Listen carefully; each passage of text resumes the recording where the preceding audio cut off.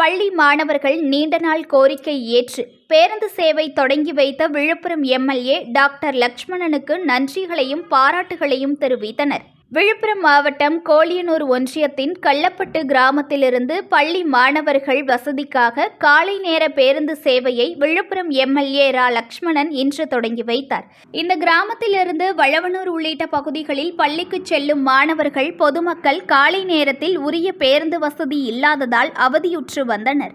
இதுகுறித்து அரசு போக்குவரத்து கழக அலுவலர்களின் கவனத்திற்கு விழுப்புரம் எம்எல்ஏ லட்சுமணன் கொண்டு சென்றார். இதைத் தொடர்ந்து கள்ளப்பட்டு கிராமத்திலிருந்து வளவனூர் செல்லும் நகர பேருந்து சேவையை விழுப்புரம் எம்எல்ஏ ரா லட்சுமணன் தொடங்கி வைத்தார். இதனால் விழுப்புரம் கோலியனூர் வளவனூர் ஆகிய பகுதி பள்ளி மாணவர்கள் பயன்பெற்று வருகின்ற வகையில் பேருந்து சேவை தொடங்கப்பட்டன. இதனால் விழுப்புரம் எம்எல்ஏ டாக்டர் லட்சுமணனுக்கு நன்றிகளையும் பாராட்டுகளையும் மாணவர்கள் தெரிவித்துக் கொண்டனர்.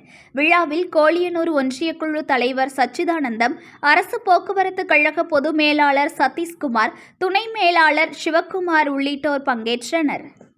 News1 தமிழை லைக் பண்ணுங்க, கமெண்ட் பண்ணுங்க, ஷேர் பண்ணுங்க, மறக்காம சப்ஸ்கிரைப் பண்ணுங்க.